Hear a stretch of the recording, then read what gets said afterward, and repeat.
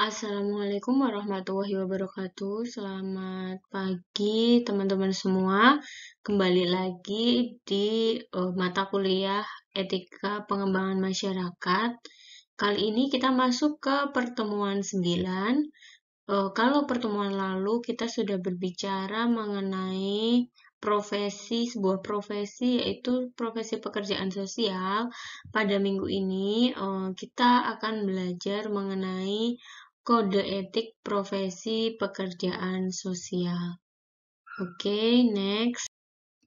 Kalau kita menilik mengenai pengertian pekerjaan sosial, minggu lalu kita sudah belajar mengenai itu ya, pengertiannya bahwa pekerjaan sosial itu menurut Zastro merupakan aktivitas profesional untuk menolong individu, kelompok, dan masyarakat dalam meningkatkan atau memperbaiki kapasitas mereka agar berfungsi sosial dan menciptakan kondisi masyarakat yang kondusif untuk mencapai tujuan tersebut. Jadi, profesi pekerjaan sosial tersebut mendorong untuk memecahkan masalah dalam kaitannya dengan relasi kemanusiaan, terus perubahan sosial, pemberdayaan, dan perbaikan masyarakat gitu dengan menggunakan teori-teori perilaku manusia dan sistem-sistem sosial. Pekerjaan sosial itu melakukan intervensi pada titik atau situasi di mana orang berinteraksi dengan lingkungannya. Nah, kalau kita ingat juga minggu lalu, prinsip-prinsip hak asasi manusia dan keadilan itu juga merupakan landasan yang sangat penting bagi seorang yang melakukan profesi sebagai pekerjaan sosial. Lalu, apa yang dimaksud dengan kode etik? Kode etik adalah standar tentang perilaku yang dianggap baik dan perlu ditunjukkan oleh anggota profesi dalam melaksanakan tugasnya. Bisa dikatakan juga kode etik itu juga kaidah moral yang berlaku khusus untuk orang-orang profesional di bidang tersebut.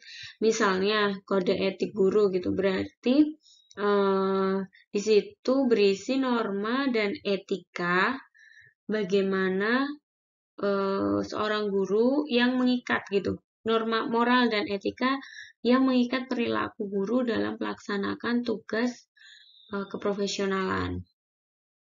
Jadi dia bagaimana di situ kode etik guru itu bisa dianggap sebagai pedoman sikap dan perilaku dalam melaksanakan tugas profesi sebagai pendidik, anggota masyarakat, dan warga negara. Lalu, apa sih sebenarnya fungsi kode etik itu bagi sebuah profesi? Pada dasarnya, kode etik itu punya fungsi sebagai perlindungan dan pengembangan bagi sebuah profesi. Nah, di sini menurut Biggs and Blaser ada 3 fungsi kode etik. Yang pertama, melindungi suatu profesi dari campur tangan pemerintah. Yang kedua, mencegah terjadinya suatu pertentangan internal dalam suatu profesi. Karena kan ada blueprintnya bagaimana mereka harus bersikap dan berperilaku gitu sehingga bisa mencegah terjadi sesuatu hal yang menjadi pertentangan dalam internal di suatu profesi. Yang ketiga adalah melindungi para praktisi dari kesalahan praktik suatu profesi, karena di dalam kode etik itu kan biasanya terkandung nilai dan norma dan aturan-aturan yang mengikat gitu, sehingga aturan tersebut dapat melindungi para praktisi yang ada di dalam suatu ikatan profesi itu dari kesalahan praktik ketika mereka menjalankan suatu tugas. Selanjutnya adalah landasan nilai pekerjaan sosial. Dalam melaksanakan berbagai kegiatan guna untuk menjalankan program agar berjalan sesuai dengan tujuan dan menjadikan masyarakat sejahtera, maka dari itu pekerja sosial juga punya nilai dan etika dalam menjalankan tugasnya. Nah, di sini landasan nilai pekerjaan sosial menurut Najib, yang pertama ada penerimaan. Yang dimaksud penerimaan di sini adalah pekerja sosial yang menerima klien memperlakukan mereka dengan manusiawi dan secara baik, serta memberikan mereka martabat dan harga diri dengan menumbuhkan rasa kepercayaan klien terhadap pekerja sosial melalui berbagai pendekatan dan pekerja sosial itu menerima klien dengan apa adanya kondisi klien gitu, baik secara fisik dan juga non fisik yang punya kekurangan. Yang kedua adalah individualisasi. Dalam hal ini, pekerja sosial memberikan kebebasan kepada individu atas hak dan juga menghargai berbagai macam keanekaragaman klien untuk mengekspresikan kemampuan dan keunikannya. Selain itu, pekerja sosial juga harus mendemonstrasikan bahwa klien itu punya hak untuk diberlakukan sebagai manusia dengan mereka tuh punya martabat dan harga diri gitu. Yang ketiga adalah pengungkapan perasaan. Dalam hal ini, pekerja sosial mengarahkan klien untuk mengungkapkan perasaan apa yang mereka rasakan dengan tujuan yang diharapkan gitu. Dan pekerja sosial itu juga mengungkapkan perasaan dengan menggunakan data dan fakta dalam menyampaikan informasi agar tetap relevan. Yang keempat adalah sikap tidak menghakimi. Maksudnya, pekerja sosial tidak boleh menghakimi klien dan menerima apapun yang disampaikan oleh klien, sehingga klien merasa punya harkat dan martabat yang sama. Yang kelima adalah self-determination atau penentu nasib sendiri. Jadi, klien di sini bebas dan berhak menentukan nasib hidupnya sendiri dengan cara bebas memilih pilihan-pilihannya, tergantung juga kepada berbagai alternatif yang nantinya akan diberikan oleh pekerja sosial. Yang ketujuh adalah kerahasiaan. Nah, klien memberikan berbagai informasi dan data kepada pekerja sosial yang mana nantinya pekerja sosial harus bisa menjaga kerahasiaan klien, sehingga tumbuhlah rasa kepercayaan antara klien dan pekerja sosial. Karena biasanya seorang klien itu kan dia punya masalah sosial, terus mereka juga punya masalah-masalah yang harus dipecahkan. Biasanya ada rahasia-rahasia yang akan disampaikan oleh pekerja sosial, dan di sini pekerja sosial harus mampu menjaga kerahasiaan dari klien. Yang terakhir adalah akuntabilitas. Maksudnya, pekerja sosial harus memiliki kemampuan yang baik dalam menangani klien dengan metode yang ada, sehingga dalam memperoleh data mendapatkan hasil yang akurat. Dikarenakan pekerja sosial itu memiliki kompetensi yang cukup lah, sehingga nantinya pekerja sosial itu bekerja sesuai dengan integritas dari profesi pekerjaan sosial yang baik. Baik, selanjutnya adalah tanggung jawab etis pekerja sosial terhadap teman sejawat. Kalau di slide sebelumnya, kita kan sudah berbicara bagaimana landasan nilai dan etik seorang pekerja sosial terhadap klien. Karena di sini seorang pekerja sosial itu kan pasti berhubungan dengan stakeholder sekitarnya, misalnya klien. Terus kalau di slide ini kita akan berbicara mengenai bagaimana tanggung jawab etis pekerja sosial terhadap teman sejawat. Yang pertama adalah menghargai, jujur, dan menghormati. Artinya di sini pekerja sosial hendaknya memperlakukan teman sejawatnya dengan penuh penghargaan, hormat, jujur, dan penuh kepercayaan. Misalnya, pekerja sosial itu harus bekerja sama dengan koleganya untuk meningkatkan kepentingan-kepentingan profesional.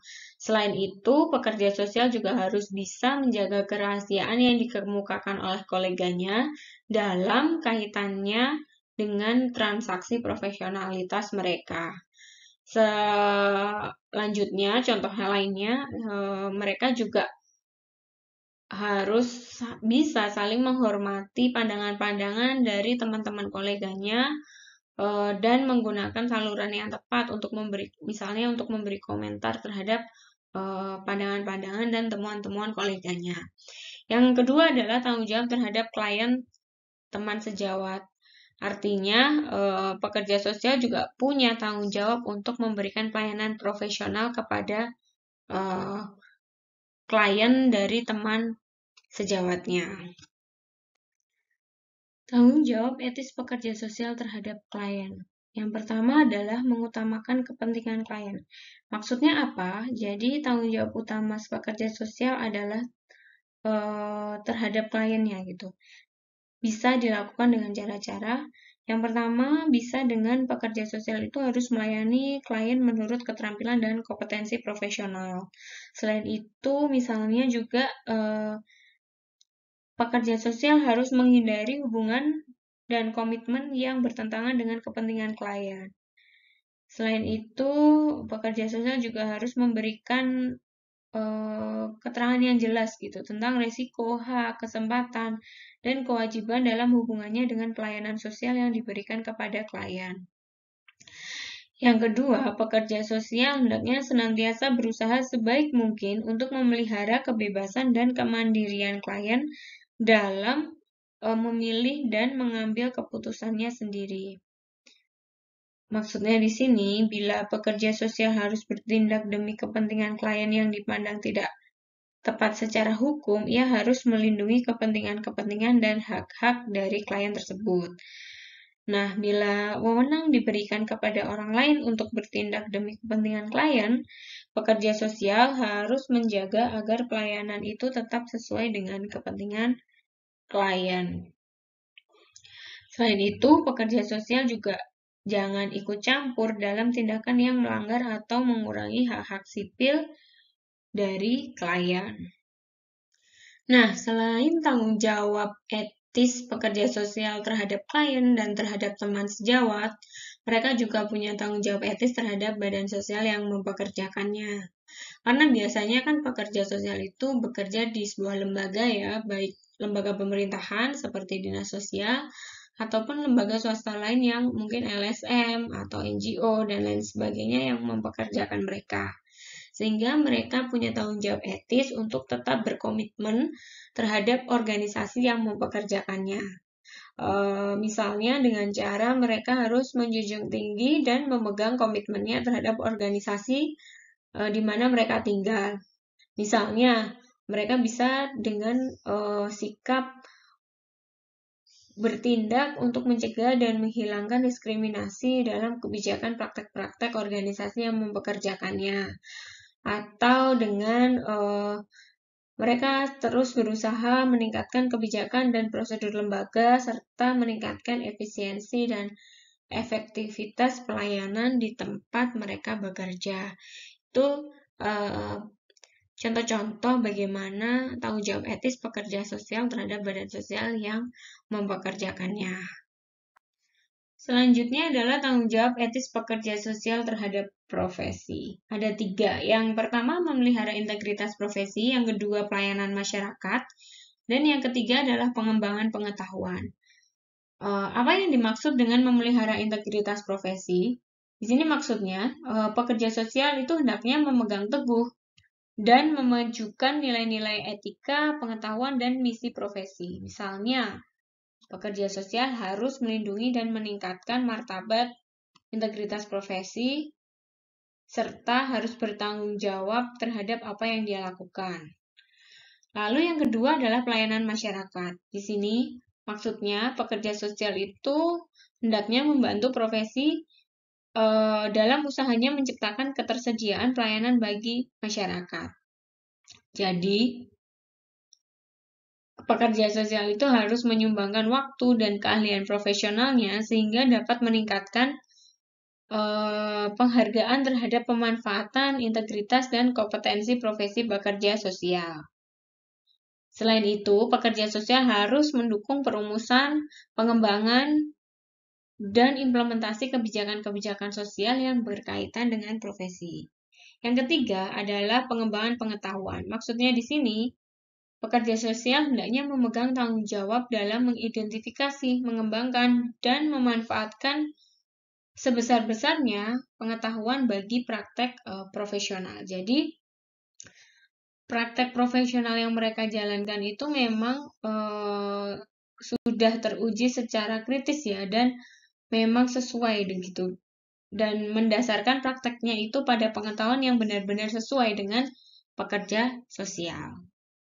Selanjutnya, tanggung jawab etis pekerja sosial terhadap masyarakat, yaitu pekerja sosial itu hendaknya berusaha meningkatkan kesejahteraan umum masyarakat. Maksudnya di sini, pekerja sosial itu harus bertindak untuk mencegah dan menghilangkan diskriminasi terhadap orang atau kelompok atas dasar ras, warna kulit, kelamin, orientasi seksual, politik, dan lain sebagainya.